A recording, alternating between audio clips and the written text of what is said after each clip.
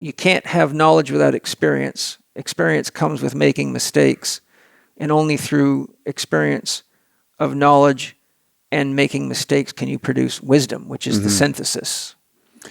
I think that's, you knocked on a good point, because one of the things when I studied the word education, its a root word is a deuce, which means to learn from within. And so to learn from within is to actually apply the experiments of life, because there's no better laboratory than your own experience. Right. It's the only laboratory. Now, at the end of the day. Exactly. Everything is coming through that filtered bias right off the bat. And if you can accept that, then you can say, well, this is what I've found based on my experience. But in martial arts, a rigid position is always a position of weakness. Yeah.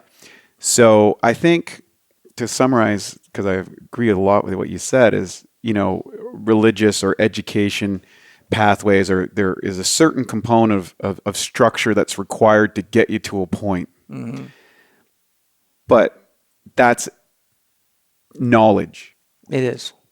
Wisdom is when you can step past the rigid definitions that we set ourselves up in, and kind of transcend them into taking those experiences. I think that's what life is. It's a radical experience. We don't really know where we came from. We don't know where we're going. We're spinning on some clod of dirt at some ridiculous rate, at some piece of the galaxy, which is infinite in nature, and what we can see in this room. I mean, there's nothing more fantastic than life itself. And there's certainly much more that we don't know than what we do. So one of the philosophies that Matt, what's interesting, and people talk about dogmatic beliefs. My business partner, Matt, he's on a ketogenic diet, which works for him. I'm a vegetarian. Like, we're about as polar opposites as you could get on far as philosophies around dietary practices.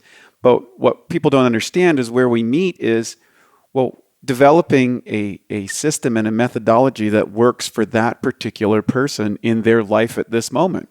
That's where the universality is. And for us, was how do we augment that process for people who might have various challenges with various things, and developing something that they can experiment with, trust, and then removing the risk that's involved. So anytime, the biggest risk that happens in any endeavor in this dimension that we live in, the Western culture, is, what is the cost of that? The cost of my time, the cost in my money, the cost in my resources, or getting indoctrinated with a false belief or whatever. And so we look at that philosophy, and so we always said, we're going to make the best products that we know how to make. We're going to incorporate the smartest people who are doing. We're going to use all of the best stuff. And then if somebody tries our stuff and they don't like it, well, we'll just give them their money back and remove the risk. Thank you for giving us the feedback of that experiment.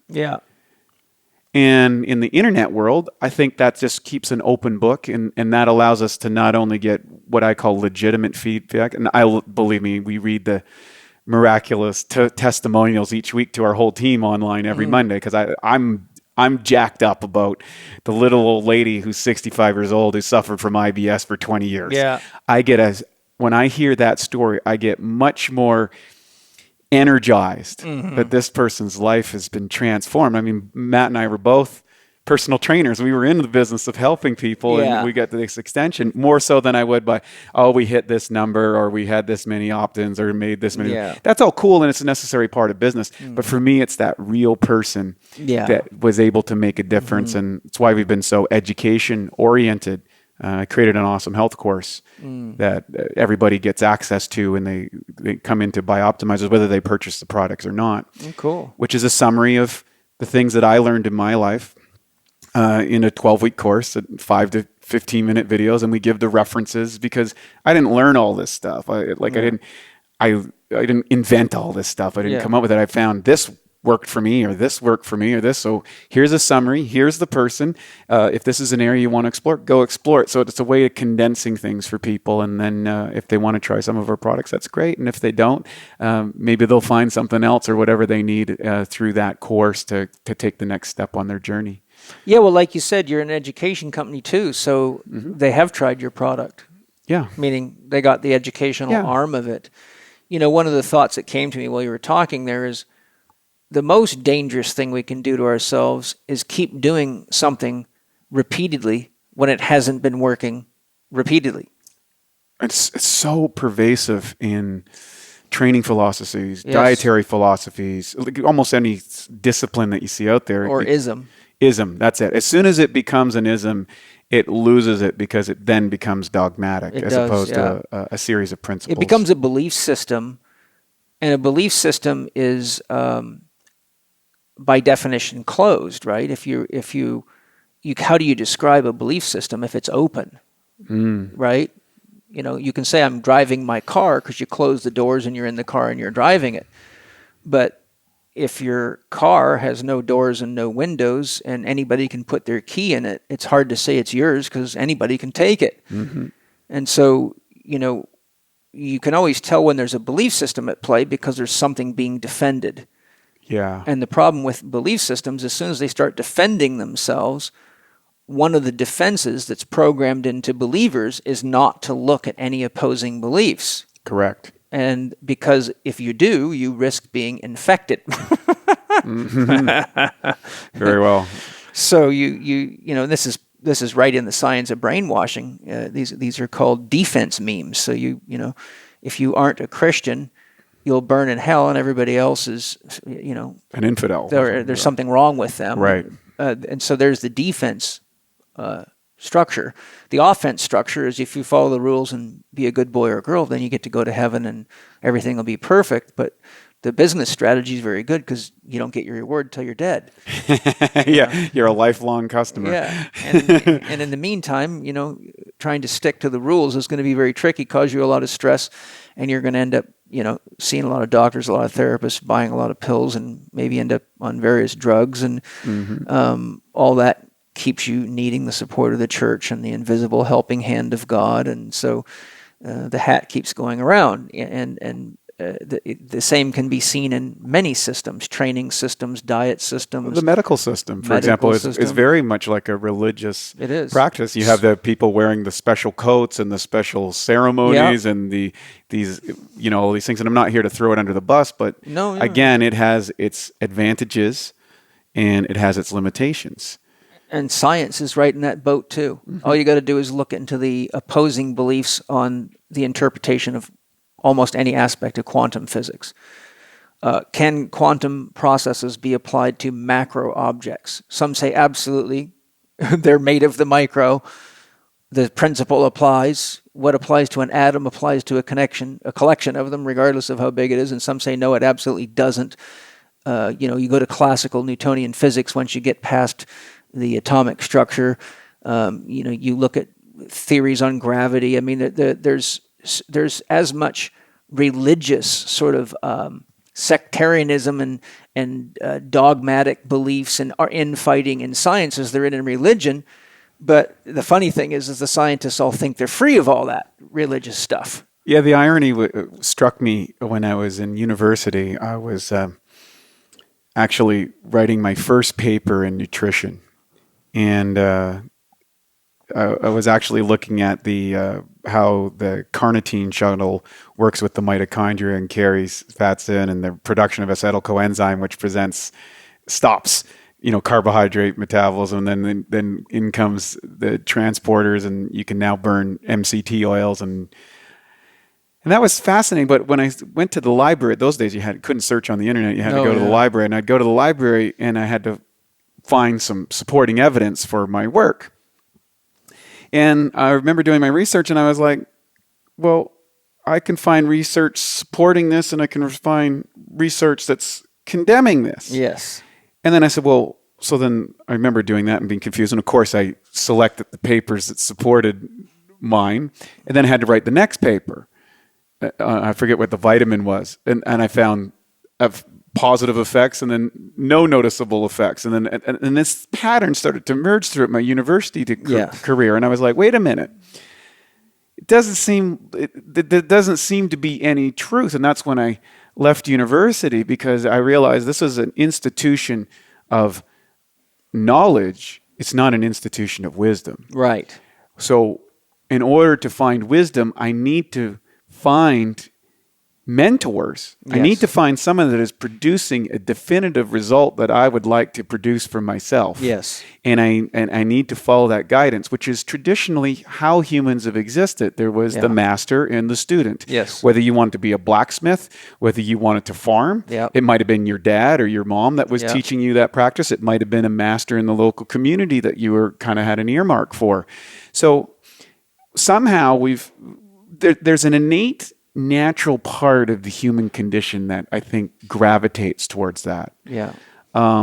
However, traditionally that was a relatively intimate relationship where that teacher would be versed enough that they could see your psychology, they could see your biases, they could see your patterns, your physiology, your uniqueness, and then kind of alter the teaching so you could apply wisdom as it applied to you at that particular point in time.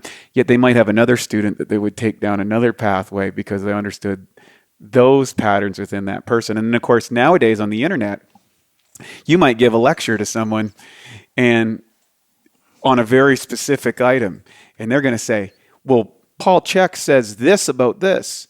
And you're going, whoa. That was in a lecture where there was a context of a person with this particular condition. Yeah. But that is the exact opposite thing. And that's the thing about mastery. Mm-hmm. You know, mastery is not limited by any given situation. It is able to adjust within the parameters of that, where that student is at that moment. Yeah. And later on, with someone else, it looks on the surface completely opposite. Yes. But it's not. Mm-hmm. It is the right thing at the right time for that particular individual. And I do believe the vision of mastery that I strive to achieve is to be able to know what is the right thing at the right moment, at the right time. Yes. And that is a combination of practice and intuition, and that balance between the two.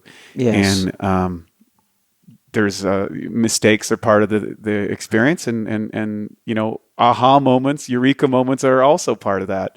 Yeah, you know, the thing too is if we look at what we typically call mistakes or failures as learning opportunities. I remember seeing a quote by Richard Feynman. He said, you know, when I was in school and I got bad grades or did something wrong, I thought I had failed. But when I became a scientist, I learned that I was actually learning.